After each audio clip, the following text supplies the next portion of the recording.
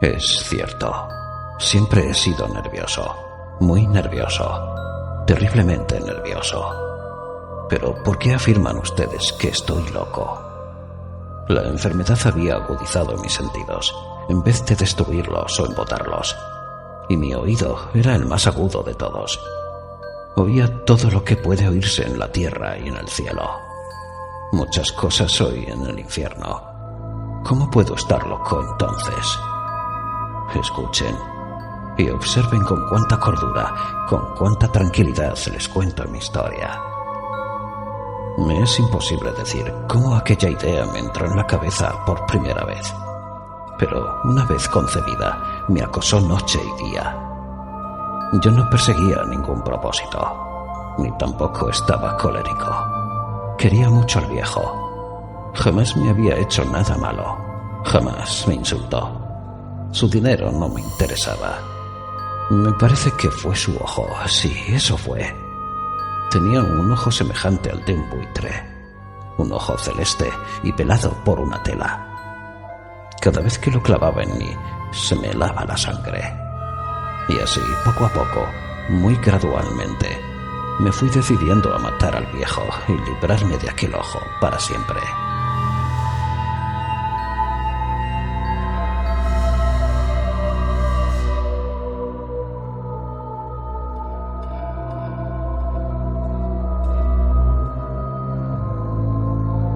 Presten atención ahora. Ustedes me toman por un loco, pero los locos no saben nada. En cambio, si hubieran podido verme, si hubieran podido ver con qué habilidad procedí, con qué cuidado, con qué previsión, con qué disimulo me puse a la obra. Jamás fui más amable con el viejo que la semana antes de matarlo. Todas las noches, hacia las 12, hacía yo girar el picaporte de su puerta y la abría, tan suavemente. Y entonces, cuando la abertura era lo bastante grande para pasar la cabeza, levantaba una linterna sorda, cerrada, completamente cerrada, de manera que no se viera ninguna luz, y tras ella pasaba la cabeza. Ustedes se hubieran reído al ver cuán astutamente pasaba la cabeza. La movía lentamente, muy lentamente, a fin de no perturbar el sueño del viejo. Me llevaba 1 hora entera introducir completamente la cabeza por la abertura de la puerta, hasta verlo tendido en su cama. Es que un loco hubiera sido tan prudente como yo. Y entonces, cuando tenía la cabeza completamente dentro del cuarto, abría la linterna cautelosamente. Tan cautelosamente. Sí, cautelosamente iba abriendo la linterna, pues crujían las bisagras. La iba abriendo lo suficiente para que un solo rayo de luz cayera sobre el ojo de buitre. Y esto lo hice durante 7 largas noches. Cada noche a las 12. Pero siempre encontré el ojo cerrado. Y por eso me era imposible cumplir mi obra. Porque no era el viejo quien me irritaba, sino el mal de ojo. Y por la mañana, apenas iniciado el día, entraba sin miedo en su habitación y le hablaba resueltamente, llamándolo por su nombre con voz cordial y preguntándole cómo había pasado la noche. Ya ven ustedes que tendría que haber sido un viejo muy astuto para sospechar que todas las noches, justamente a las 12, iba yo a mirarlo mientras dormía.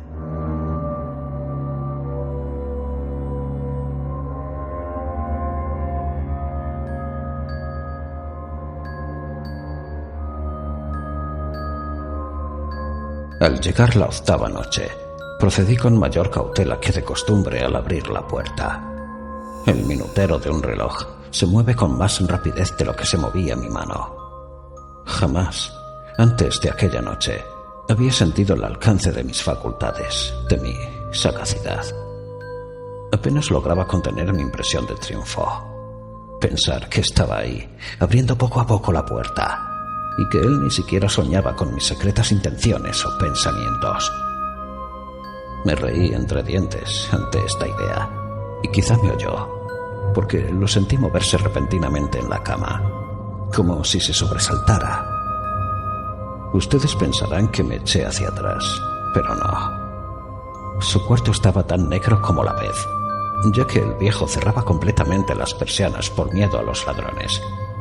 Yo sabía que le era imposible distinguir la abertura de la puerta y seguí empujando suavemente. Suavemente.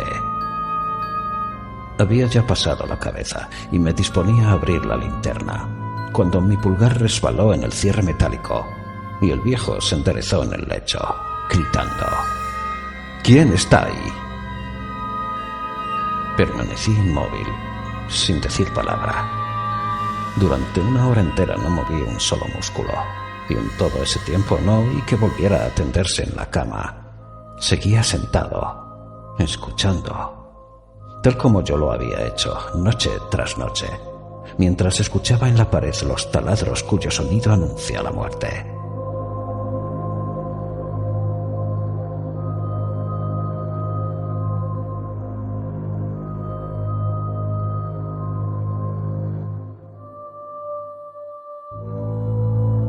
Oí de pronto un leve quejido, y supe que era el quejido que nace del terror.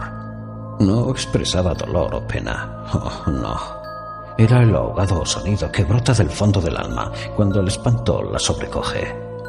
Bien conocía yo ese sonido. Muchas noches, justamente a las 12, cuando el mundo entero dormía, surgió de mi pecho, ahondando con su espantoso eco los terrores que me enloquecían. Repito que lo conocía bien. Comprendí lo que estaba sintiendo el viejo y le tuve lástima, aunque me reía en el fondo de mi corazón.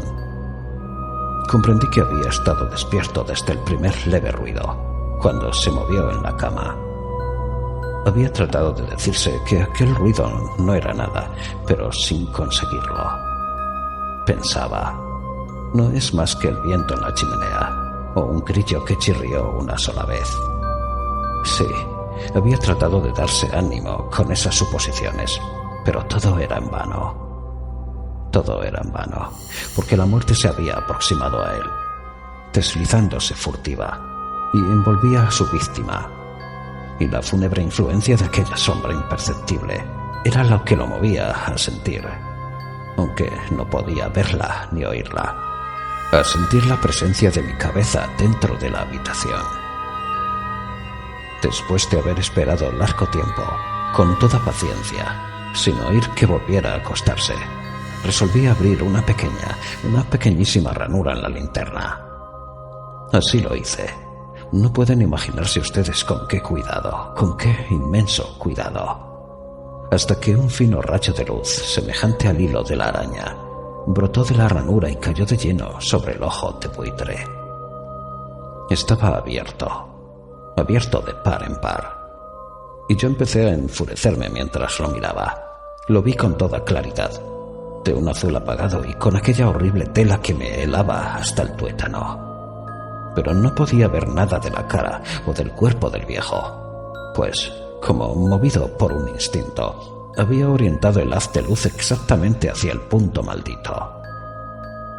¿No les he dicho ya que lo que toman erradamente por locura es solo una excesiva agudeza de los sentidos?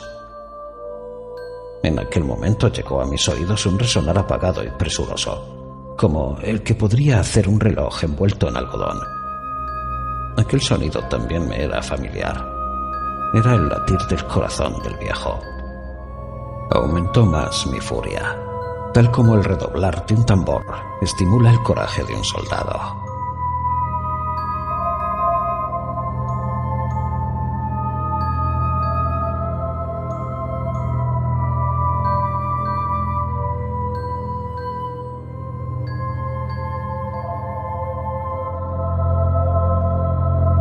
Pero, incluso entonces, me contuve y seguí callado. Apenas si respiraba. Sostenía la linterna de modo que no se moviera, tratando de mantener con toda la firmeza posible el haz de luz sobre el ojo. Entretanto, el infernal latir del corazón iba en aumento. Se hacía cada vez más rápido, cada vez más fuerte, momento a momento. El espanto del viejo tenía que ser terrible. Cada vez más fuerte, más fuerte. ¿Me siguen ustedes con atención? Les he dicho que soy nervioso. Sí, lo soy. Y ahora, a medianoche, en el terrible silencio de aquella antigua casa, un resonar tan extraño como aquel me llenó de un horror incontrolable. Sin embargo, me contuve todavía algunos minutos y permanecí inmóvil. Pero el latido crecía cada vez más fuerte, más fuerte. Me pareció que aquel corazón iba a estallar, y una nueva ansiedad se apoderó de mí. Algún vecino podía escuchar aquel sonido. La hora del viejo había sonado. Lanzando un alarido, abrí del todo la linterna y me precipité en la habitación. El viejo clamó una vez, nada más que una vez. Me bastó un segundo para arrojarlo al suelo y echarle encima el pesado colchón. Sonreí alegremente al ver lo fácil que me había resultado todo. Pero durante varios minutos el corazón siguió latiendo con un sonido ahogado. Claro que no me preocupaba, pues nadie podría escucharlo a través de las paredes. Cesó por fin de latir. El viejo había muerto. Levanté el colchón y examiné el cadáver. Sí, estaba muerto, completamente muerto. Apoyé la mano sobre el corazón y la mantuve así largo tiempo. No se sentía el menor latido. El viejo estaba bien muerto.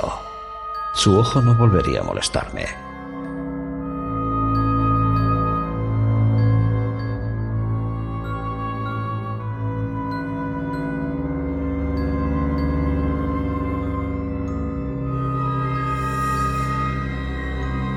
Si ustedes continúan tomándome por loco, dejarán de hacerlo cuando les describa las astutas precauciones que adopté para esconder el cadáver.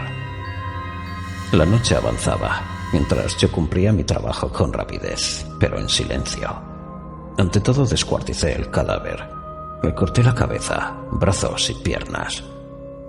Levanté luego 3 planchas del piso de la habitación y escondí los restos en el hueco. Volví a colocar los tablones con tanta habilidad que ningún ojo humano, ni siquiera el suyo, hubiera podido advertir la menor diferencia. No había nada que lavar, ninguna mancha, ningún rastro de sangre. Yo era demasiado precavido para eso. Una cuba había recogido todo. Cuando hube terminado mi tarea, eran las 4 de la madrugada, pero seguía tan oscuro como a medianoche. En momentos en que se oían las campanadas de la hora, golpearon a la puerta de la calle. Acudí a abrir con toda tranquilidad, pues, ¿qué podía temer ahora? Hallé a 3 caballeros que se presentaron muy civilmente como oficiales de policía. Durante la noche, un vecino había escuchado un alarido, por lo cual se sospechaba la posibilidad de algún atentado. Al recibir este informe en el puesto de policía, habían comisionado a los 3 agentes para que registraran el lugar.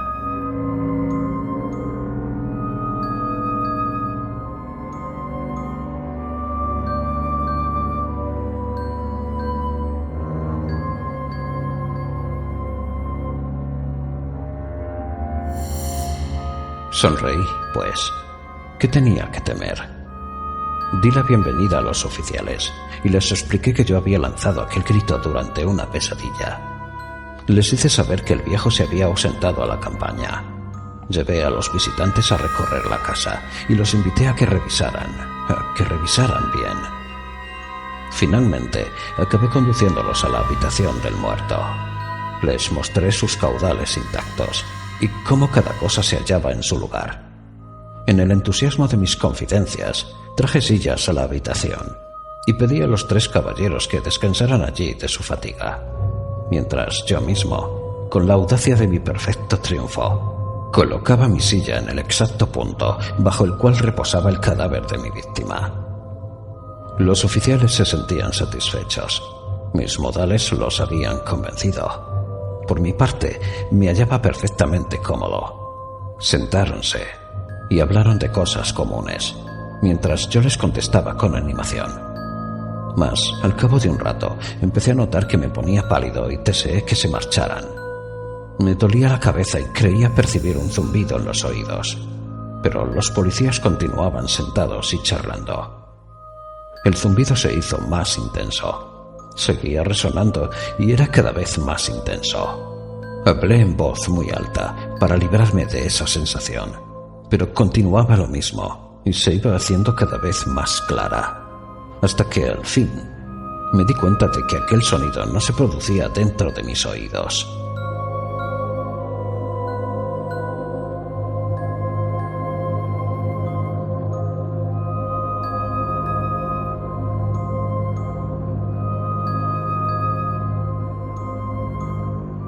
Sin duda, debí de ponerme muy pálido, pero seguía hablando con creciente soltura y levantando mucho la voz.